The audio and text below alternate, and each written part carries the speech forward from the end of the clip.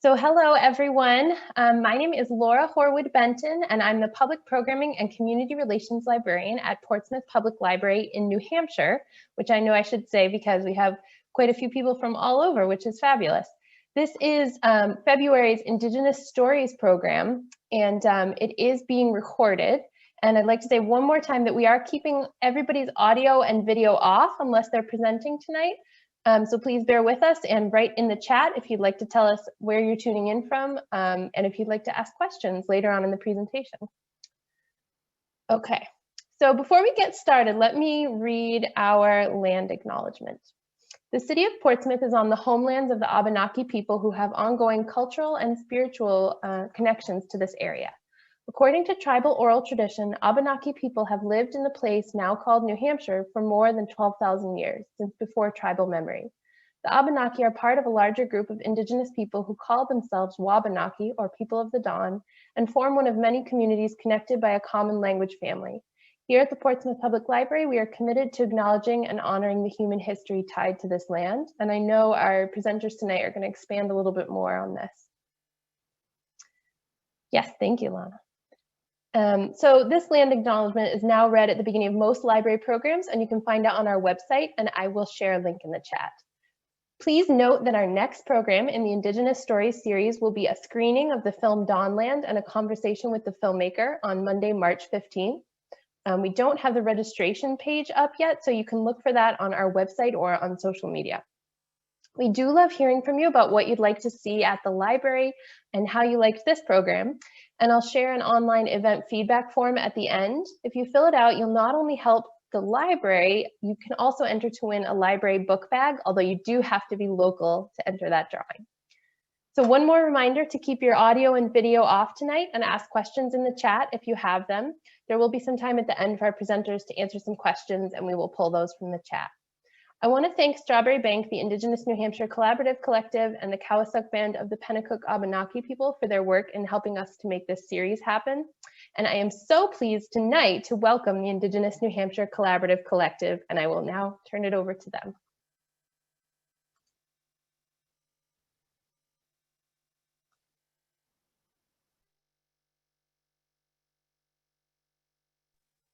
I'm going to have to start with unmuting myself. Thank you very much for inviting us. It's always a privilege to get to talk to so many people, particularly at this time, at once in one space. I'm so glad that, Laura, you did land acknowledgement about us as presenters and the audience being located on Ndakina, the ancestral homelands of the Pennacook Abenaki, Wabanaki, and other indigenous Alnabak, which stands for people, who graciously and diligently stewarded these lands and waterways for centuries through generations. Indigenous New Hampshire Collaborative Collective is a team of co-conspirators, I repeat that, co-conspirators, including local tribal leaders, Indigenous and non-Indigenous students, staff, and faculty at the University of New Hampshire and other schools, local community activists, volunteers and historians, local artists and filmmakers, researchers of all walks of life, and high school students. Today, Svetlana Peshkova, that is me, I go as Lana. I'm a mother and a public educator from the Soviet Union and recently Portsmouth, New Hampshire. Hunter Stetz, who is an archaeologist from Hampton Falls. Emily Olivier, who is a public educator from Durham, and Catherine Stewart, who is a writer and teaching artist on the Seacoast, are presenting on behalf of INHCC, which stands for Indigenous New Hampshire Collaborative Collective. Just in case you want to know our names, we have them right here. All right. Several words and phrases that became common to use for our collective. You may not know them, so we decided we'll define them. One of them is Indigenous peoples. This is the phrase that we use to refer to the diverse local inhabitants with ancestral ties and to local lands and waterways who occupied and stewarded the land and its resources for at least 12,000 years. So therefore, I'm not an Indigenous person to this particular land. Western knowledge. Western knowledge is a phrase we use to refer to pro-colonial body of knowledge that denies recognition of local and other indigenous peoples' complex and diverse cultures and histories and their impacts and contributions to the global society prior, during, and after colonial settlements on this and many other lands. To address this lack of knowledge and recognition, we deploy a decolonial approach which calls for a critical understanding of the underlying assumptions, motivations, and values that inform pro-colonial perspectives on local histories and science. This approach allows us to be more attuned to alternative stories and facts, including indigenous perspectives that challenge existing historical, sociocultural, and scientific narratives in this state and elsewhere.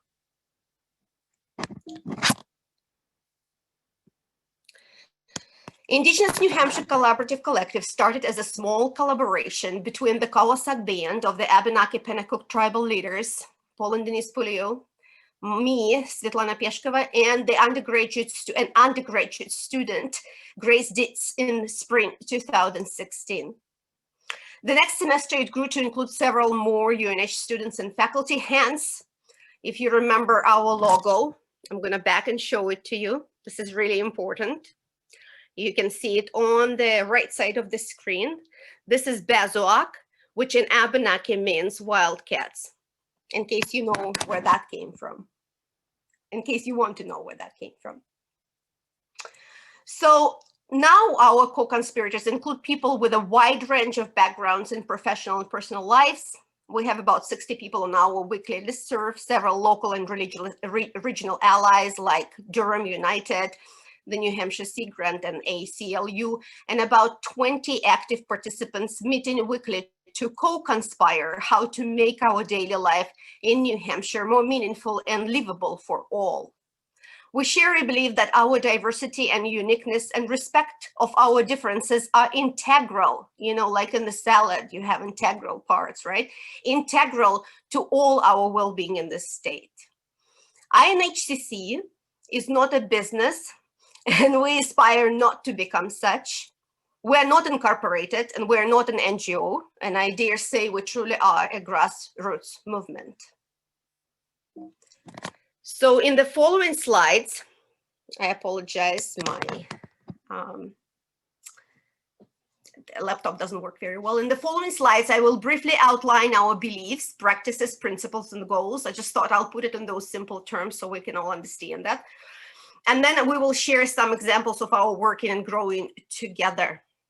Our collective is an important educational intervention into an ongoing effort to build on enduring relationships between various non-Indigenous and local Indigenous communities in the state of New Hampshire. We believe that to ensure ecological and cultural sustainability, we must come together to learn from and with Indigenous peoples locally and globally. We believe that Indigenous knowledge is an extremely important and often untapped educational resource, which will enrich our personal and professional lives. We also believe that the existing knowledge about the world history and science is always already partial. Hence, as a community members, we have a responsibility to educate ourselves and our families about the blind spots, such as settler privilege, colonialism, racism, and socioeconomic inequality. We believe that Indigenous knowledge deserves equal recognition and respect, which requires decolonizing not only our education, but also our minds, our schedules, and our daily lives. Finally, we believe that knowledge is collective and communal and is meant to be shared. So these beliefs inform our practices.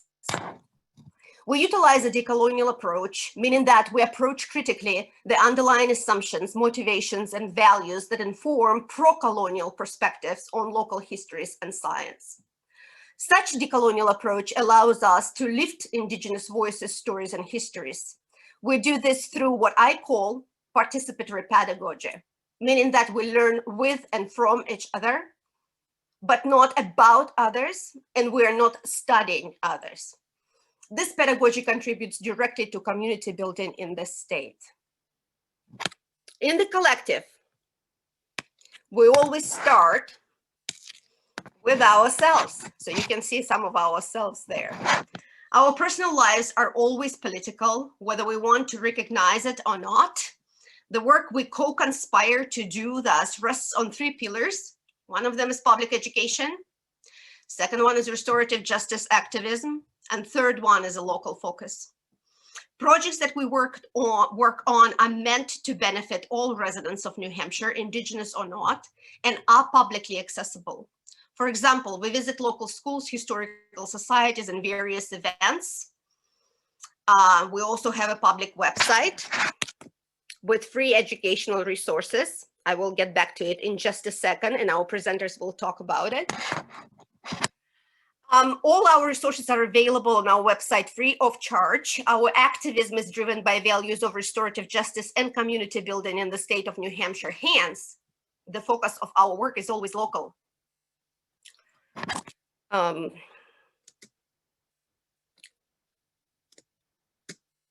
And my computer fell asleep. I apologize. I'll have to wake it up. Okay. The value of restorative justice cannot be overestimated.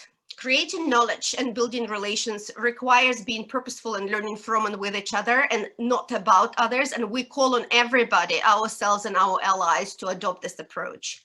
We rely heavily on collaborative work, which takes long hours and incorporates vetting of all sources. We rely on the collective consensus that takes long hours too, and recognition that any knowledge we have or create is dynamic, it can change. To create change in our lives and our communities, it is important to stay open to challenging our views. Additionally, we aim to practice empathetic ethics, which means lifting each other, not destroying each other and those who disagree with us. Through our work, to sort of conclude, we're trying to achieve the following goals. First, we want to change ourselves, our families, and our communities. Second, we want to ensure a symbolic recognition of Indigenous history and present contributions of Native Americans to the well-being of our state through, for example, celebration of Indigenous Peoples' Day in this state. More importantly, we want to ensure Indigenous peoples' equal and equitable participation in governing and decision-making structures. For example, the Seacoast 400 celebration in this state. Third, we want to foster public knowledge about local Indigenous heritage by introducing programmatic changes at and free educational materials for public schools and colleges in this state. One of our achievements is a new Native American and Indigenous Studies minor at UNH. We're very proud of it. And finally, we would love to build a space, a community center, which would be a place for community building and education for all residents of the state. Currently, INHCC has 21 working groups. Today, we highlight 3. First one is a story map. Hunter Stetz will present information on that. Second one is education. Emily Olivier will present information on that. And third one is digital media. Catherine Stewart will present information on that. Now, Hunter, would you please take over? I shall. All right. Hello, everyone. My name is Hunter Stetz. As Lana mentioned, I'm an archaeologist. I work for independent archaeological consulting based in Dover, doing archaeology around the state, both Indigenous and all periods. I live where I grew up, which is Hampton Falls, so I guess you could call me local townie archaeologist. And I'm going to show you guys a few, if you haven't seen our story map before on our website, I recommend it, of course. And there we go. And I'm going to show you guys a few recent developments just to highlight that we're always working on our story map. It's very dynamic, and we hope people use it as a reference guide. Let's see. Hunter, can you share again? I don't think it worked. Yeah, I'm going to share mine. Yeah, bear with me, everyone. We're all figuring out technology during the pandemic. Let's see. So first, I just want to make clear, whenever I say story map, we are referring to an interactive digital map, and it's called story map really because the software we use, that's what they call the feature.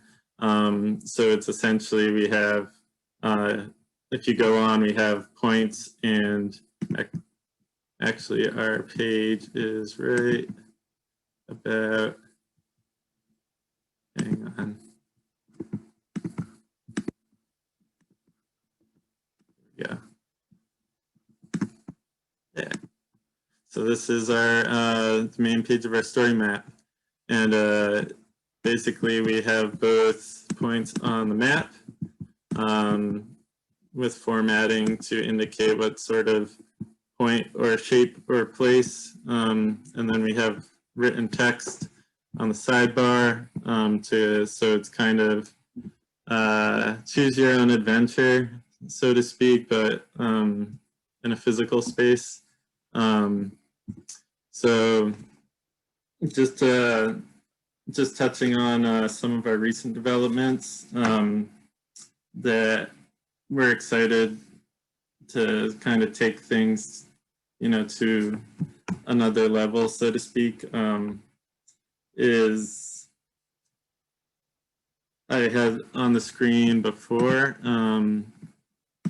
right here. I hope you guys can see it.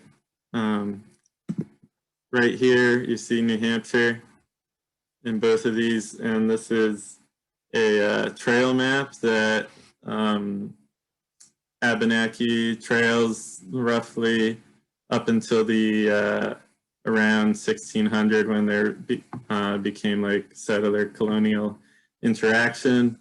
And this map has existed, but it's kind of been a difficult to use because we just look at this one map of the whole state, and even as archaeologists or historians, it's hard to take it and use it elsewhere for reference. Some people described it almost as like a novelty to have handy, but hard to use. So one of our co-conspirators, Alex Martin, was... Hunter, I'm sorry to interrupt. People cannot see the trail map. Can you please put trail map on the screen? Sorry. Yes, I can. Thank you. Interesting. How about now? Oh my gosh. Now we can see it. Okay. Still can see it? Okay, so this is the known Abenaki trail system up towards 1600. And these trails on this map were digitized and, made sure to exist in real world locations by our co-conspirator, Alex Martin. So this map you see and these trails are not on our story map yet, but keep on the lookout for this. And I'm personally excited that this will be available for others to view in context of what we already have, because it really shows the physical environment of how Indigenous peoples navigated New Hampshire as we know it. And very much like you see the Abenaki Trail on the seacoast isn't too different from Route 1 or Route I-95. And you kind of get a sense of a lot of how we navigate New Hampshire isn't all that different. And good real estate's good real estate. So if there's a good way to get somewhere, there's no reason to make a new path. So stay on the lookout for that. And now I'm going to hopefully successfully switch to another. All right, share your screen. Can you guys see a map now? Another map? Okay, so this is another feature that is not yet online. So this is exclusive. It will be on soon. Right now, we have what we are working on is there's a zillion points on that map. We are really digging deep, comprehensive, looking at some primary and older secondary resources with dictionaries and trying to pull together all the place names, whether it be physical, like mountain, just a location, or waterway. So there's obvious ones that some people don't even really think about where it comes from. Merrimack, Winnipesaukee, Piscataqua, Winnicunnet. But we're trying, and we already have some, I should say, on our story map. But we are really going to start putting everything we can find and all the variations after we, cross-reference and make sure, because you don't want to perpetuate something that may have been inaccurate in a prior record. But we're really hoping, because there's a lot of interest coming about in the past year or two with on a local level of people at the very least figuring out and local indigenous place names for things that might have different contemporary names. And we're really hoping place names, we can become a database, so you can just go on here, find your town or whatever town you want to look at, and you don't have to wonder if we covered everything, because ideally we did. And it's always looking with a critical eye. That's why we're not just picking one thing and having anyone say, oh, well, I've seen it this or that way. And of course, we'll do this, and more info, always arises, and we always welcome feedback, or whether on information or formatting. That's how I joined INHCC like 3 years ago, was finding the story map and offering more information about what I knew. And then the last development that I'm excited to share that is online, but it entails, can you guys see a state highway marker? No? Yes, okay. So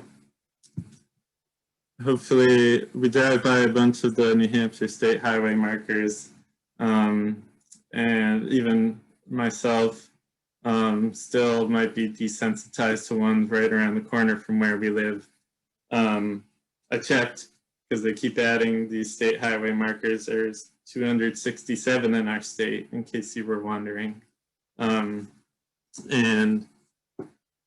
the New Hampshire Commission on Native American Affairs, at some point in 2020, was able to kind of comb through all of them for what they knew about the historic location and or what was written about it, and came up with 23 of these markers that mention Indigenous peoples in any way, flattering or not, inaccurate or accurate. And we made sure to put all of those in our story map, so we know, and everyone else who uses our map knows, that they are, that we covered everything. But there is discussion about taking some of these markers, like the one I have pulled up here, the Indian Mortar Lot in Franklin, and reviewing them, because this one, the Indian Mortar Lot, I believe was put up in 1982, and some of the wording, was a little out of touch, to say the least. Saying also located in this historic lot is a boulder on which a shad is carved. perhaps by the red man to preserve a likeness of his favorite fish. So it would be nice if the things that just have been and we take for granted as out of touch, we are privileged to be able to review them, and ideally we will be permitted to revise either in conjunction or replace to, kind of update these perspectives and expand the bigger picture. Some places like the Isles of Shoals has a marker that we know there's a lot of Indigenous significance there we would like to include. So these are 3 things going on in our story map that I look forward to all of them being online soon. And we're really hoping it slowly, and it takes years, and it'll keep growing, slowly starting to populate New Hampshire, literally from an Indigenous lens, because we're adding how the ways you got from one community to the other, and place names, and both contemporary and historic significance. And that's about everything we have going on right now with the story map. So I'd like to thank you guys for listening. And now I'm going to hand it off to my co-conspirator, Emily. Thanks, Hunter. Hi, everyone. As Lana said, my name is Emily Olivier. I am a public school educator. My furnace just kicked on, so if you hear that, I apologize. I am in the process of getting my master's at the University of New Hampshire in elementary education. And I am also teaching in a first grade classroom right now. So I can share my screen. I'll make sure we get that. Let's see. I am really used to using Google Meets. So this is a newer platform for me. All right, here we go. Can we see it good? Yeah, all right, awesome. So education is one of our primary initiatives as a collaborative and collective group. This can take form in many different ways. We have more traditional educational goals, such as lesson plans, such as various activities and how they relate to public school curriculum.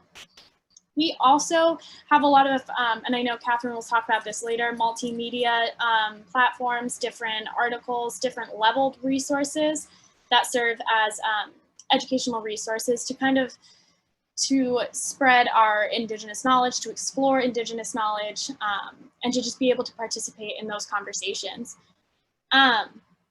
So I want to take a minute to just kind of define public pedagogy, because Lana already did a great job at talking about participatory pedagogy, which is one of what I would consider our 2 main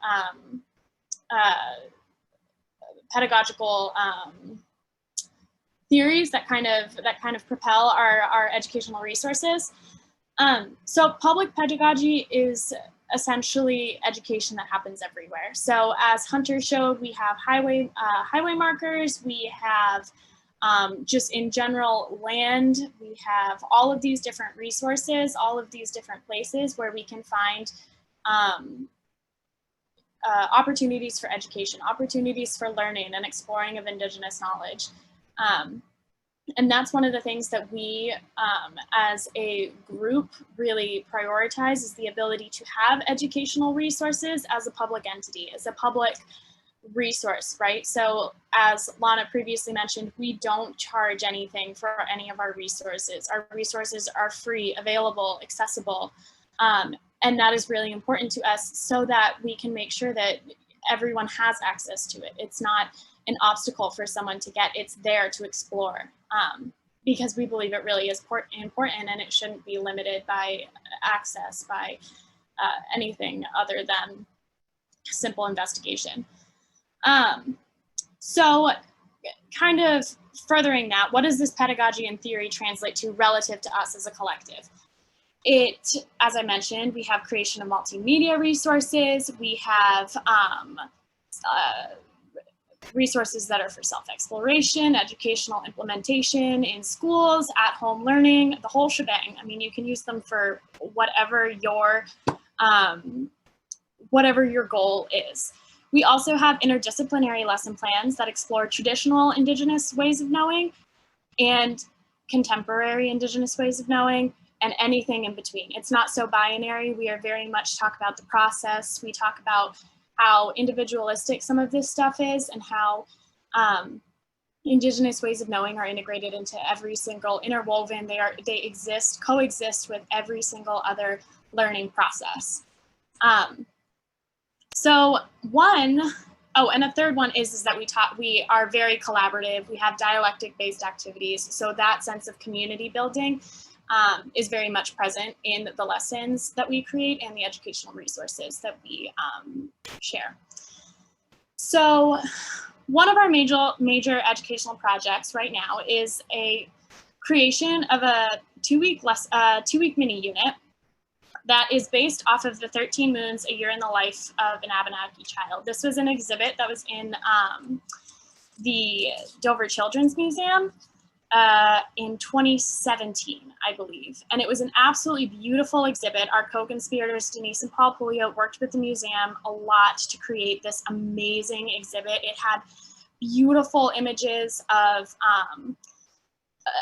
all things related to Indigenous ways of being. And what we wanted to do was we wanted to transform this exhibit into a mini unit. And so that entails 14 lesson plans. 13 of those lesson plans are based on the moons, the 13 different moons. One is an introductory unit. So the 13 moons are Alamikos, which is the greetings or forgiveness moon. Piitdagos, which is falling branch moon. Mozokas, which is moose hunter moon. Sogolikas, which is sugar maker moon. Sigwakas, which is spring maker moon. Kikas, which is field maker or planter moon.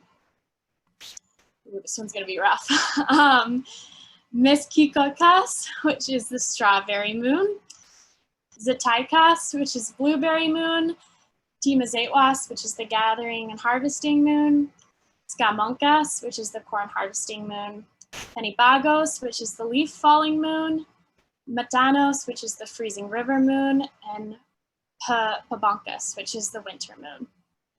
So let's take a minute. I want to show all of these lesson plans in our page to you guys so that you can have a visual for what it looks like. Can you guys see the page? Did it change? No? Okay, I will reshare.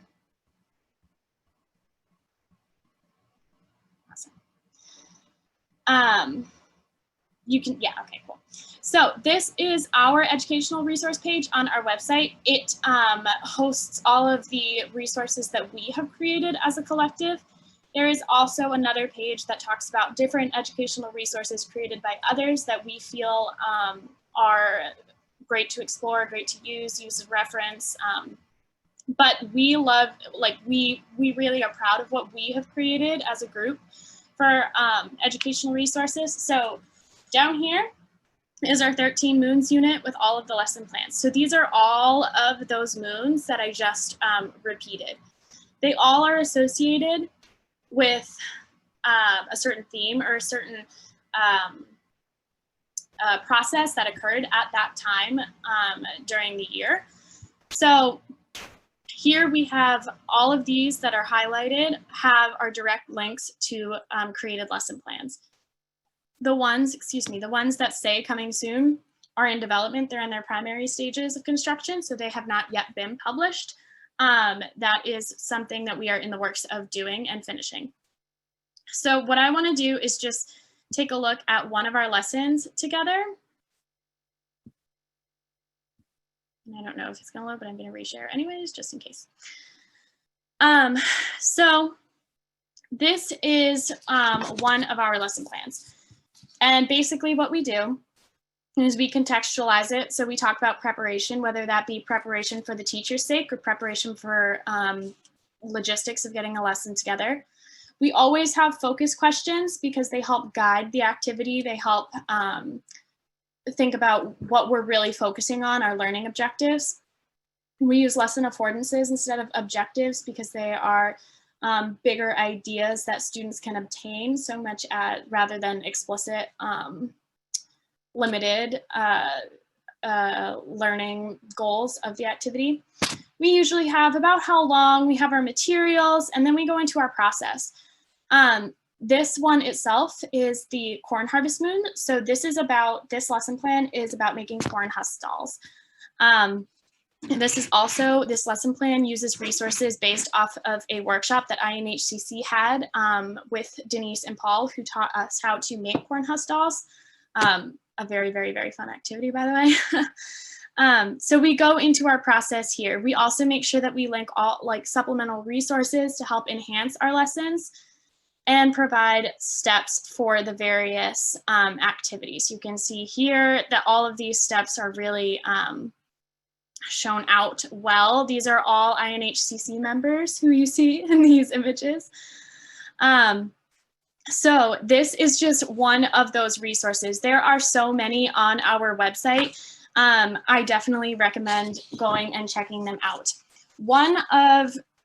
Just to kind of summarize basically what the goal is of all of this is that we focus our lesson plans on place-based, cooperative, Indigenous ways of knowing and learning. These things really help us to support our initiative and belief that multiple perspectives and diverse narratives need to be way more frequent in the public educational sphere. Whether that's in public education in curriculum or whether that's in teaching itself. So in looking at a lot of the different ways that our curriculums have traditionally been written, they follow one narrative, right? They follow a Euro-colonial narrative, an imperialistic narrative that essentially whitewashes history and often clouds what is our present with a unilateral narrative. We are limited to one focus because we do not have the resources nor even the opportunities to go further than that, to explore the diverse perspectives. And so what we do is we create lesson plans that work with alternative yet coexisting. So that's important, is they might be alternative, they can also coexist.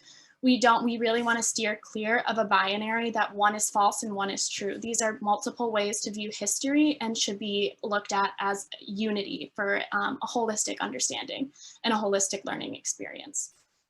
So all of these different ways of knowing emphasize what we do, what we work with. We work with collaborative Indigenous philosophies. We talk about narratives. We talk about the importance of listening to one another, working off one another, and really focusing on dialogue. So you'll see that throughout all of the educational resources that we create and the ones that we suggest.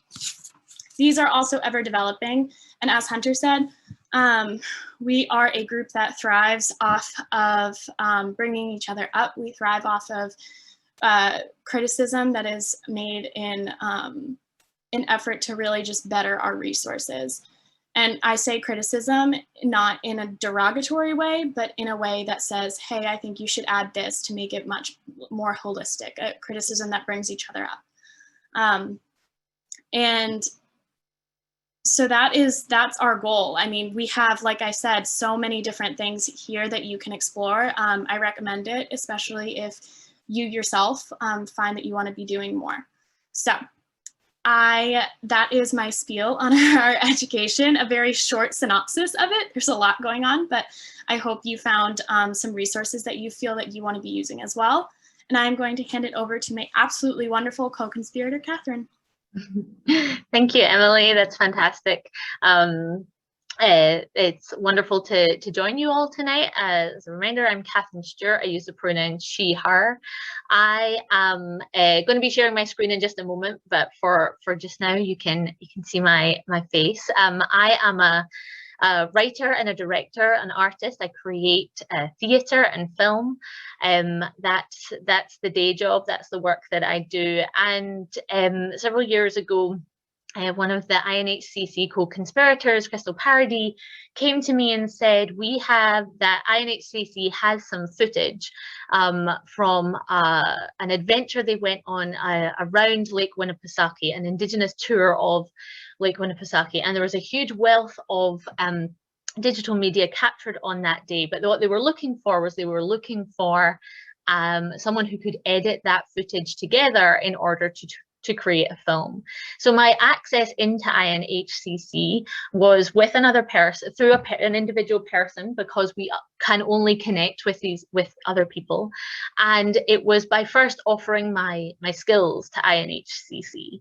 And I think that's what you're hopefully seeing as we're talking about these. We are a representation of 3 working groups out of 21 working groups that we currently have that are looking at many different areas and doing many different projects and pieces of work.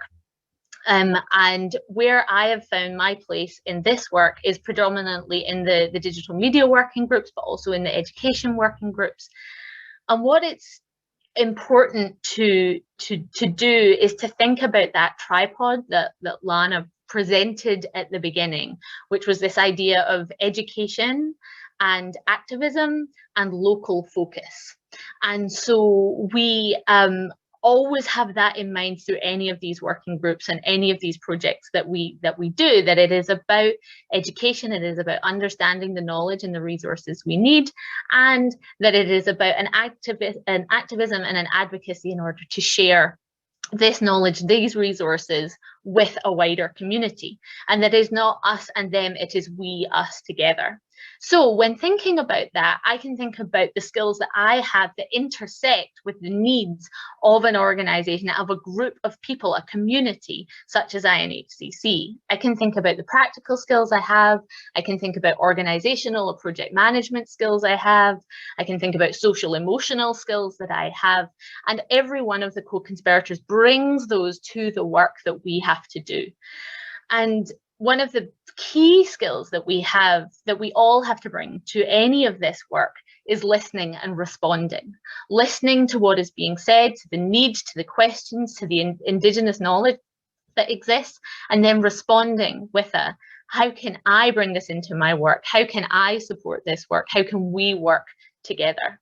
And what I wanted to do tonight, to give you a little bit of an insight into some of the digital media work we've been doing, is to share a kind of case study around some media that we created for Indigenous Peoples Day.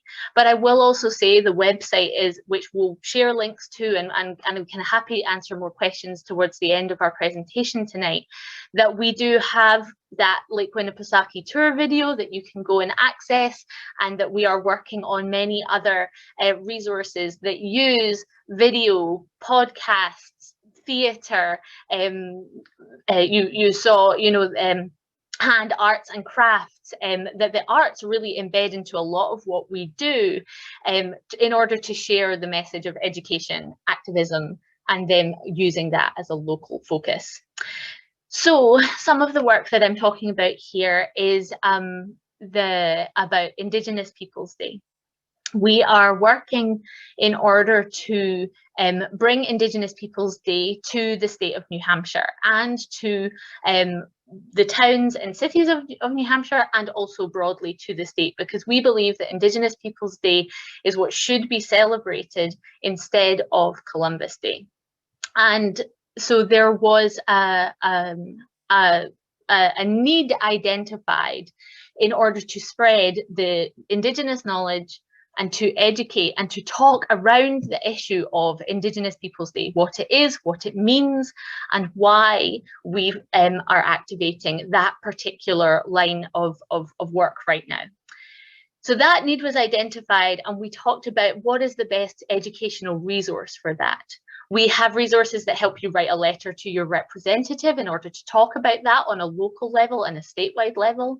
We have information, articles, books that you can read about the history of Indigenous Peoples Day. And we also discovered that social media is a powerful tool. It's a powerful tool for activism.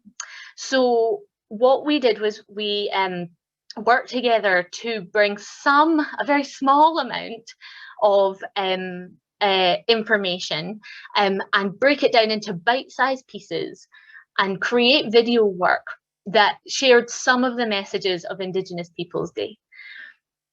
The information and resources that we have on Indigenous Peoples Day and why it is important, it could be in hours and hours worth of lecture, but at the moment what we one other avenue is to share short videos on social media. So what I'm going to do for you now is I'm going to share 2 videos that were created. They're both 40 seconds long and they're packed with information, so do go visit our website, look at our social media.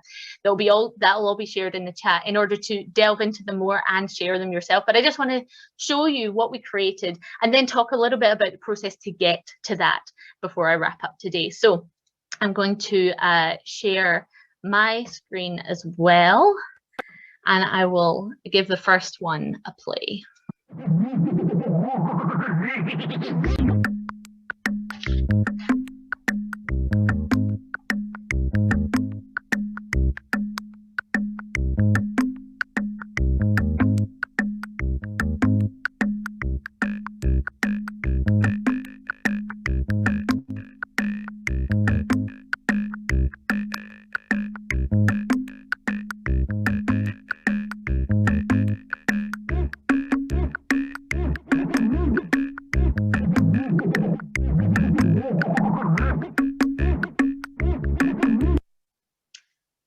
And I will share the second one now as well.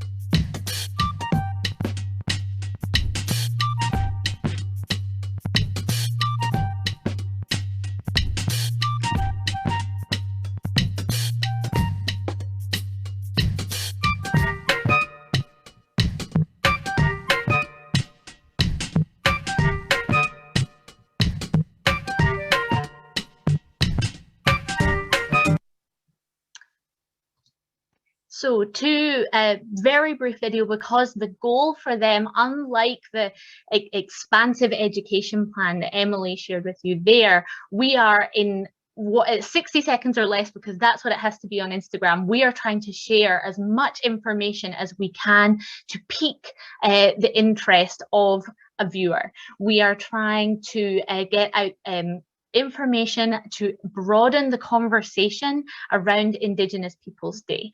Because again, also, as you've heard from Hunter and Lana and Emily tonight, that we are interested in conversation. It is not us and them, it is we. And we can only be a we and a shared we from a past, present and future perspective if we talk with one another about the knowledge that we have, that we know, about the past that we share and the future that we want together. So we identified the need that we needed to be talking about Indigenous Peoples Day. Then we had a wealth of information from our Indigenous co-conspirators, from articles, from history, from so many places, and we had to decide what that content looked like. I worked with our Indigenous individuals within INHCC to craft that content, because again, we're always trying to come from that Indigenous perspective. And it's a case of me creating artwork, bringing my skill that I have in honing story or developing graphics or picking the right snappy tune, whatever it may be, and then working together to make sure that the message that we are putting out there together as INHCC is the message that we collectively can all stand behind. So information is put out there, we tweak, we change the words. Does this work for us? And then we together in our working group and then with the wider community say, are we happy to call this a piece of work that INHCC can put out there in order to educate and activate, and in particular on a local level? Because there is New Hampshire House Bill 155 that has currently been tabled multiple times in our house here in New Hampshire that would make a difference on Indigenous Peoples Day, and we can talk more about that in our questions section. But what was important was that the action has to happen here, and so we tried to make the information also have that local focus in as part of that tripod that Lana explained earlier. So that's one example of one piece of work that we have created and will continue to create, and again is free and accessible for you to use and you to share and you to work on. But it's really important that the values that we all have are central to this. And I think whenever we come together with INHCC, we choose to step in together with curiosity and an ability to question our own biases, our knowledge, our expertise, and the desires we have to make the community that we want to see. And the way I want to step into that is by using my creative skills in video and theatre and film, and using the arts to amplify messages. And with that, I'm gonna hand it back over to Lana. Thank you. Thank you, co-conspirators. So I really don't have much to add. I hope you can see my screen. Can I hear from somebody? Can you or not? Yes, we can. Okay, thank you. So this is a public educator in me, I guess. Or maybe my Soviet upbringing. From every meeting, you have to walk away with takeaway points. And so I feel like what we've tried to show you is some of our resources, and we invite you to use some of our resources or create your own. You might want to join us, or you might want to create your own grassroots movement. We want to call on you to support and contribute to decolonial education, because it just makes our life so much more richer if we do that, and contributes to restorative justice, which is really important. And also, like, don't forget about yourself, your families, and your local neighborhoods. You can do something there. You can have discussions. You can use some of our resources, disagree with them, agree with them. We call on you to stay local and do local important work. Thank you very much for your time and interest. Thank you very much to the co-presenters. And I'm gonna leave it to Laura now to maybe ask some questions. Thank you very much, Lana, and thanks to all of our presenters. That was such a nice multidisciplinary look at all the different work you're doing. I think most of the questions in the chat got answered sort of in chat. So I'll ask everyone, if you have questions, to put them in the chat now, and maybe if you feel like yours wasn't sufficiently answered, you could write it in again. Beth asks where they can find a list of the 21 work groups. And I can, Beth, thank you so much for asking about it. So if you decide to join us, you will make all the resources available that are offline. We keep the names of the people, their emails. I mean, they're private. But if you ever decide to join our meetings, we'll be happy to share it with you. We actually have 26 groups, not 21, but 5 of them are postponed at the moment because of the pandemic. That's great. And I have a question here about the word co-conspirator, which I bet a lot of people are curious about. How did that come about? Wow, that's a good question. It's interesting because we had students actually at UNH who studied our group, right? Like this typical colonial, like, we're going to come and study you. And they picked up on it, on this word. Like, we didn't conspire to create co-conspirators. It sort of came about. But I think what we mean by this word, it's not that we're trying to create something negative, something violent. We're trying to create something good. And to create something good, we have to put our minds together. There is always politics behind what we do. If we're telling you a story about our resources, if you have noticed today, we've highlighted some important activist initiatives that we work on. So therefore, we're not just simply allies. We're not just simply team members. We're co-conspirators. We conspire to create social change. Yeah, and for me, the word co-conspirator is an active word. It is not just saying that you'll only just sign the petition. As important as signing the petition is, you will actively then take that further. And so that there's just something very verb-like about it for me. It is a doing word and not a noun that is bestowed upon me.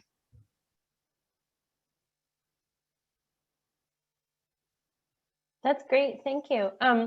There's a good discussion happening in the chat about what aspects of Indigenous history are appropriate to talk about with different age groups. And Emily gave a good answer, but I wondered, Emily, if you had anything else you wanted to say about that, because I think it is a question a lot of people have.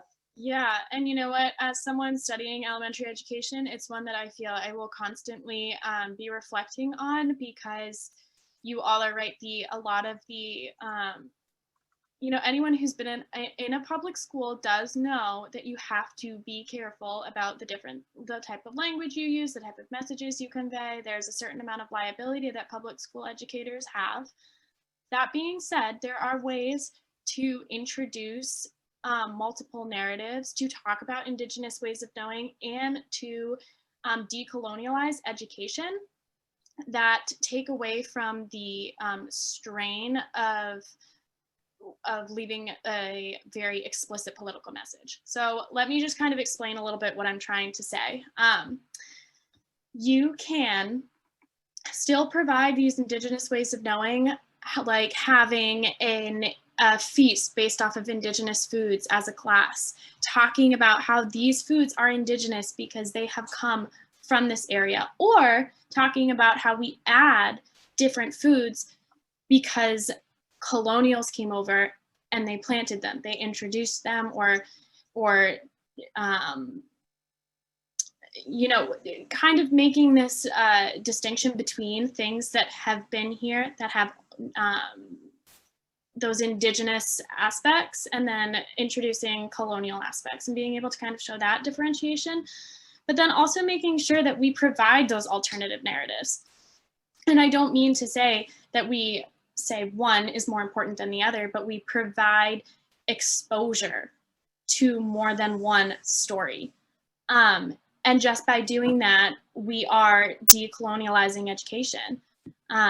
We are making sure that we are not just focusing on one white Euro-centered story. We're focusing on all of the stories and exposing kids to all of those different types of materials. So it doesn't have to be something so directly, in my mind, as Lana says, everything is always political, personal is political. So I think no matter what you decide, there is going to be a political agenda behind that. I think it's more about making sure that we are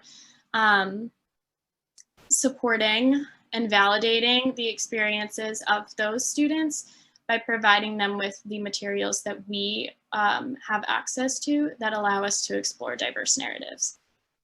So it's about supplementation in a way. Can I add something? There is the concept that I really like. It's good enough. I mean, that's the way I understand it in English. It's like, you know, you do your best and that's the best you can do, as long as you do it with somebody. And if you're talking about Indigenous history, you should be doing it with Indigenous people.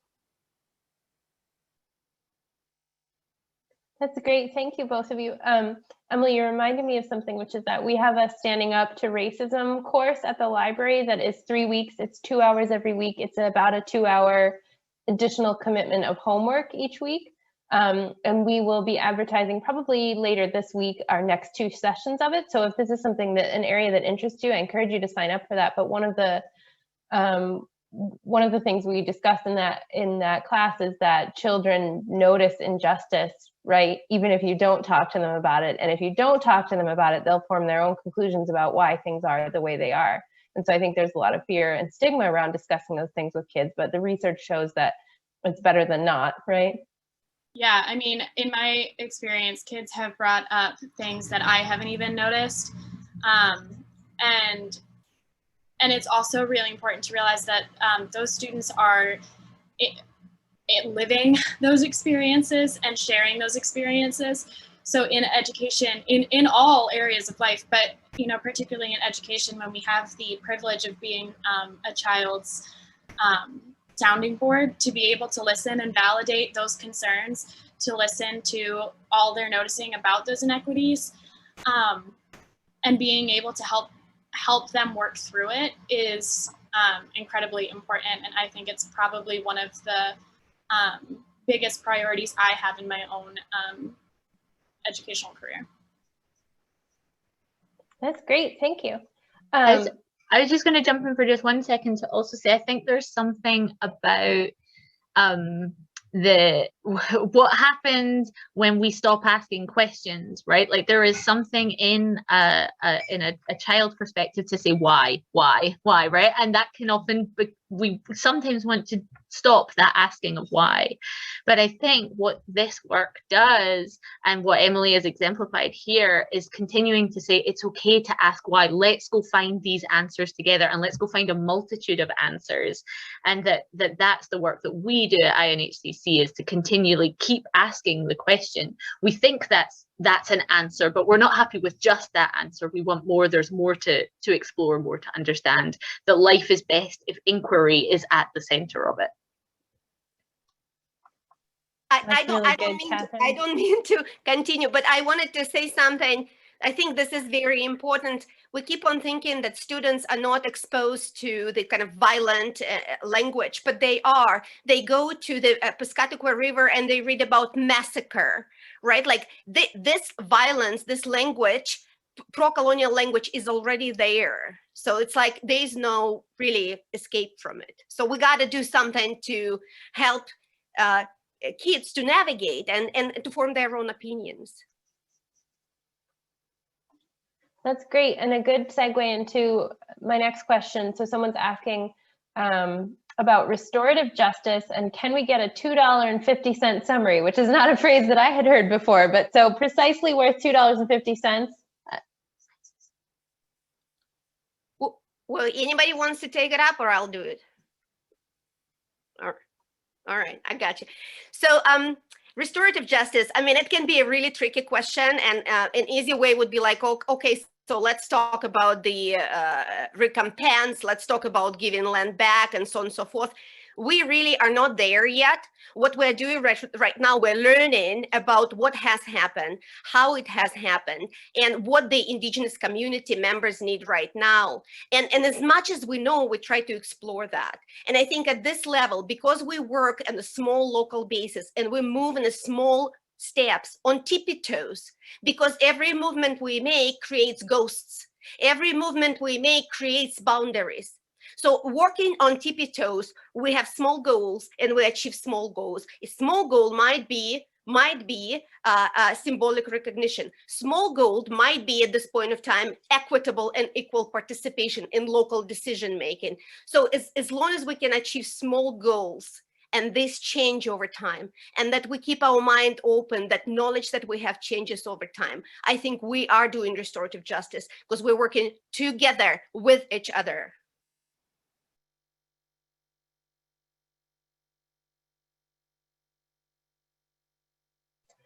Earlier in the chat, people were asking about renaming those highway markers and rewriting them. And Paul and Denise chimed in the chat and said, you know, the funding, the work is currently happening to find the funding for that. I wonder if any of you would like to talk more about that area.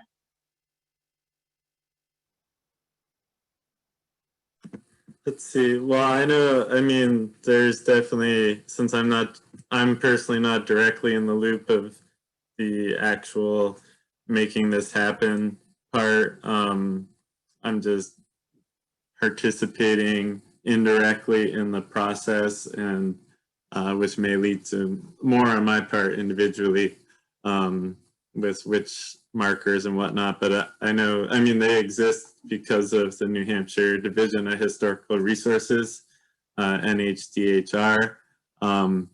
And I don't, off the top of my head, nor do I know if, let's say, there's, you know, more information than is publicly available. I don't know, and someone else might answer in the chat, but Hunter, don't be afraid to just simply say, you know, we know nothing about it at the moment. There is work to be done and people are doing it. And right now in this meeting, we have people who are on that committee who discuss. So if they want to chime in, they can do that. Yeah. yeah, the markers exist because of the Division of Historical Resources. And yeah, beyond that, we'll see which powers that be.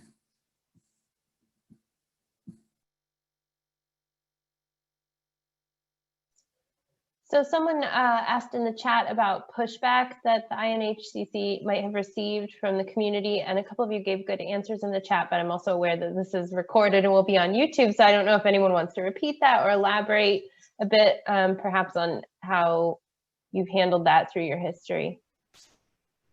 Yeah, I find that pushback is if dealt with understanding, with empathy, with an open perspective, is an amazing opportunity to have a discussion about what we do.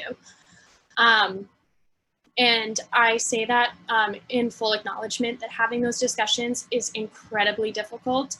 It takes a lot of patience, a lot of empathy, a lot of understanding that people's experiences are the primary makeup for their beliefs. So therefore, people's lack of experiences very much make up their beliefs as well. So being able to take that pushback, making sure that you yourself as an individual have enough support so that you can deal with those difficult conversations, that you have enough training, enough exposure to those difficult conversations to go into them knowing that they provide an opportunity for you to discuss these really big ideas that we're talking about, because they are big. They're ideas that are they're strong focus. There's a word I'm looking for and it's escaping my brain because it's 8 o'clock at night, so I'm all over the place. But again, looking at them as opportunities for more learning, for more discussion, and to have these conversations is a really good way to go into it and could potentially help solve some of that pushback. So on a pushback, I say we have plenty of pushback from all parts of life, politically and socially and personally, and in some of our families even. But we also have tons of support, and this is really encouraging. Pushback, absolutely agree with Emily, is something that can create a conversation. And in terms of support, I think we as a community, if we stand together and we explore together, right? If we talk together and we take time to listen to each other, not just listen, but to hear what each other has to say, we can raise very important and powerful and sometimes horrific, issues in our history and be able to discuss them. I wanted to add, I hadn't typed anything, but as far as even within our own group, we individually, we walk in different circles that not everyone else in our group walks. So the amount of pushback I do or don't see might be different than the amount of pushback Lana does or doesn't see. So I can think of, for the circles I walk, and my experience is also based on how I grew up. A lot of what might surprise people more than they think, the amount of the circles in which there isn't pushback, and it's especially on a local level. I get so many people who just I say, oh, this used to be right here, and it's wow, that is, or they look at our map and they say, wow, that I never knew that is so cool, because it's out of sight, out of mind. And then you put something in front of them, an Indigenous perspective, and they so many people are like, wow, that's really cool, I'm glad you taught me that, I wish I knew that. So it's kind of, my drive is to kind of make things visible, and even just I see a lot of people just that support because of their sense of understanding, just like a lot of people, you might call themselves history buffs, but that's another, it certainly helps our cause, because it's just something more for them to understand. So I hold on to that kind of support. I think that's goes a long way and can surprise people about the excitement across circles. Not every circle, but many.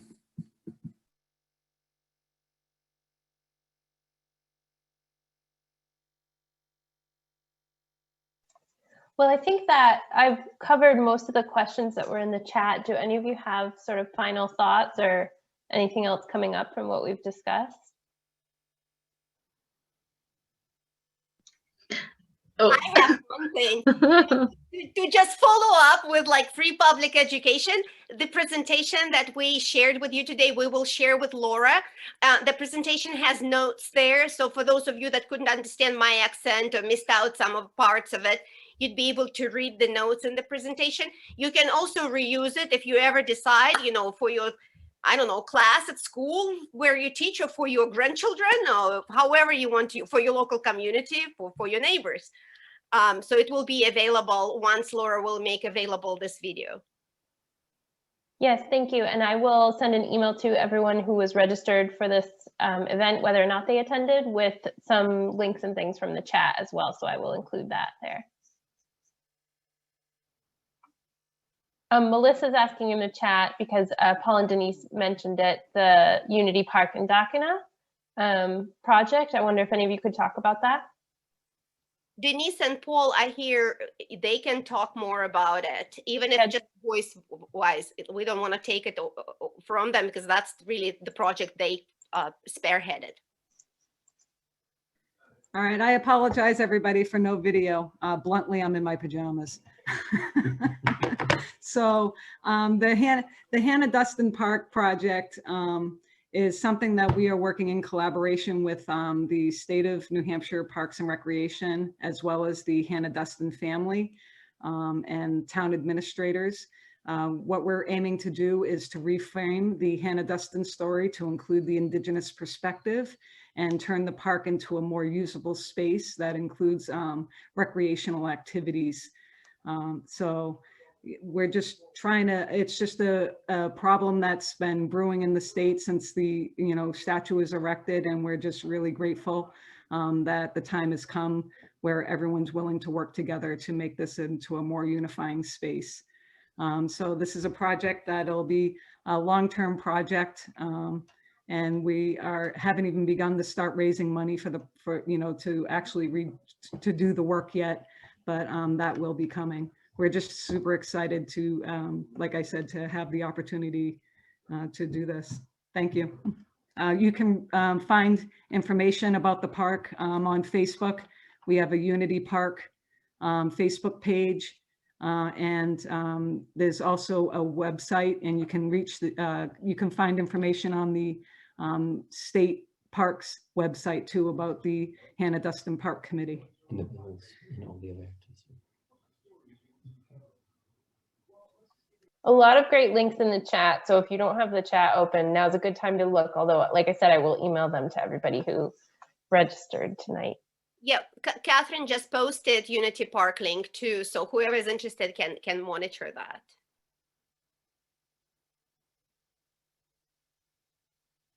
Catherine, did you want to say something earlier? I was just going to say, as a final thought that, or a emerging thought, in that, coming to a talk like this is also part of the work, and choosing to spend an hour broadening, reframing your own perspective is really, really powerful, and that's kind of the goal. Like I try to live with, but it can feel scary. You can feel like, is this my place or not? But there's no way to move forward if you're not part of the conversation. And so I just wanted to say thank you for being in this space with us tonight, to everybody that's here.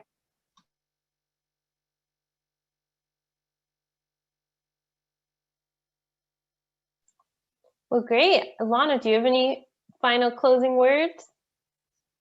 I want to second Catherine. I mean, she so eloquently said that, for us to move together, we're going to be able to talk to each other. You know, whether I grew up in the Soviet Union and I'm indigenous to the Caucasus Mountains and an immigrant here, whether my son is Lebanese Canadian, you know, we got to be able, this is our community, this is our home. New Hampshire is our home. It's a place where we made a home. We don't just have houses, we actually have homes, right? So to be able to live here together, we got to be able to talk together with each other.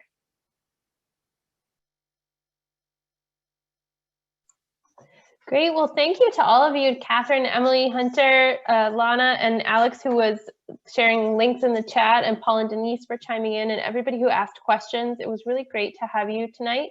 A couple of reminders for those of you who asked about restorative justice and also, you know, this practice of children being taken from their homes and put in schools, particularly in Maine. I want to encourage you to come to our event next month, which will be a screening of the film Dawnland, which is on this very topic and on restorative justice, and a conversation with one of the filmmakers. I don't have a link yet to sign up, so please keep an eye on our social media and website. It'll be on March 15th, I believe at 6:30 p.m. And I am putting in the chat another set of links. So please do fill out our event feedback form because we love to hear from all of you. And thank you to everyone for coming. Thank you for having us. We appreciate it.